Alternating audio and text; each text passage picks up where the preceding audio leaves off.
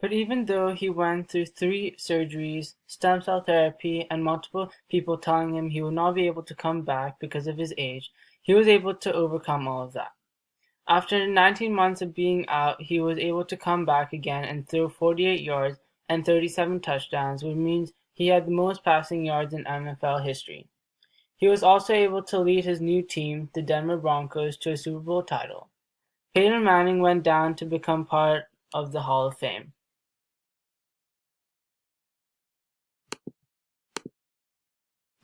Now coming to the third athlete, Grant Hill, was another player who had a serious injury. He played basketball.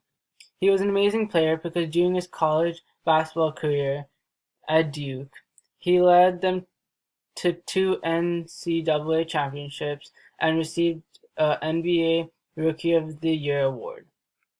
Grant Hill was on his way to being one of the greats and was even compared to Michael Jordan. But his career changed with his injury. There was not one game or an exact moment where Hill got injured. His injury happened over time.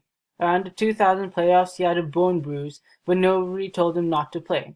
Hence, he played through it, even though it hurt, until the pain was unbearable.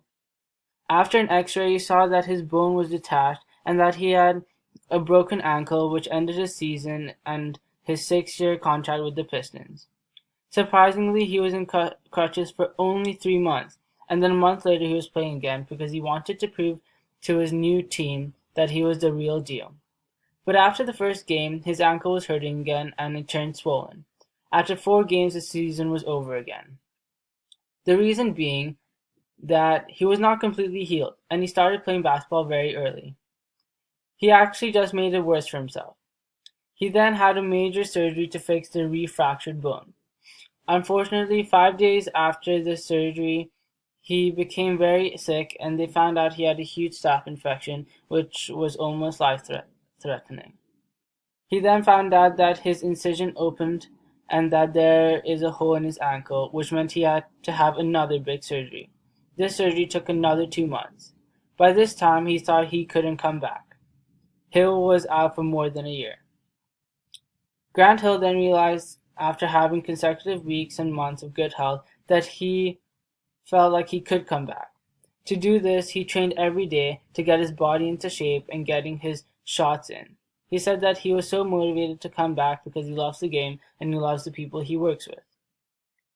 He is so amazing because he ended up playing a total of 19 years and retired when he was 40 years old.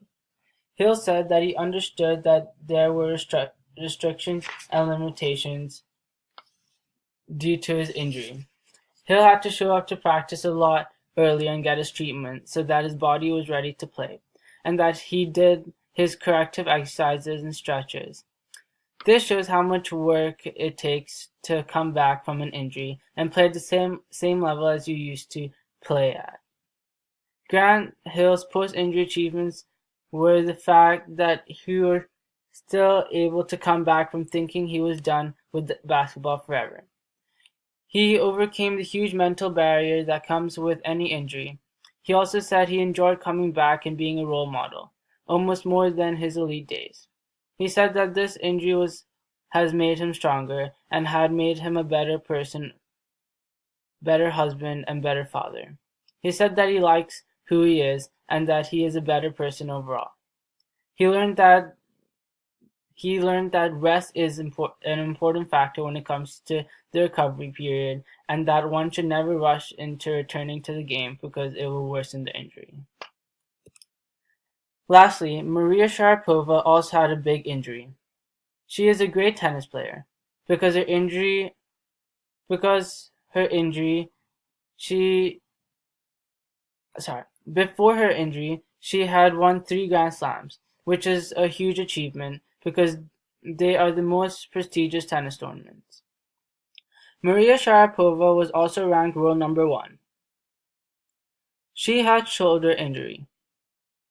Her shoulder started off as being shoulder bursitis, which is inflammation in the shoulder.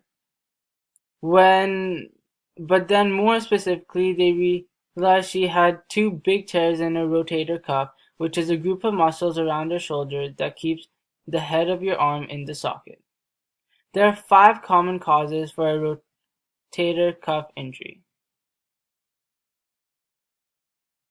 and they are an everyday normal wear and tear, poor body posture, bad biomechanics, falling down, lifting or pulling, and repetitive stress. In the case for Sharapova, because she is using her arm repetitively without necessary rest and not letting her muscles repair itself, it caused her this injury. Also, she is not necessarily lifting or pulling anything, but the force she has to use to hit the ball against her opponent is unbelievable, which can be seen in this video.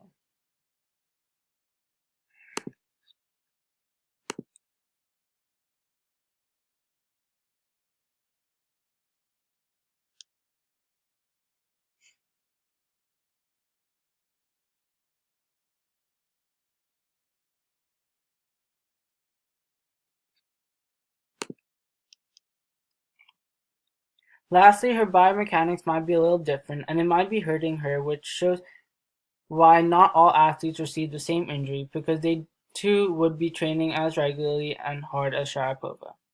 Another reason she could have gotten injured is because women are more prone to injuries than men of the difference in body structure and in hormones. Also, women tend to do certain activities a little differently, and sometimes their posture or biomechanics could be hurting them. A way to prevent this injury from happening is strengthening the rotator cuff muscles. But the main way is to make sure you are giving your body enough time to rest and heal. A good cool down and stretch will also help this. A good cool down is important because it first brings your heartbeat down to normal.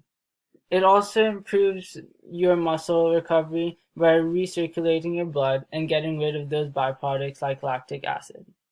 Sharapova started off by treating her shoulder with simple rehab, but then it was not just a partial tear and she would need surgery. Then the overall rehab process, including weeks of immobilization, months of work to regain motion and strength, and then functional tennis training, can take many months. It ended up taking her a total of 10 months.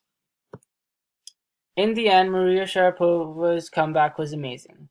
Doctors were worried that the injury was too severe and that she would never be able to come back. At one point, even Sharapova had her doubts about coming back because athletes having the same injury were never able to play their sport again. And when Sharapova was able to play again, she had to struggle for 2 years, and in spite of working extremely hard, she was losing a lot of matches. She also mentioned that after a severe injury, rehab never stops because you don't want to get the same injury and want to keep that area strong. But shortly after, Maria was able to win her 4th Grand Slam and return to her world number 1 position. She has kept playing extremely well, but she did have a few setbacks here and there when her shoulder was hurting again. In conclusion, you have to maintain a high level of alertness and consciousness to not get injured while playing any sport. And if you do get injured, you must follow the protocol of treatment along with rest and rehab. And these are all the links I've used for research. Thank you for your time.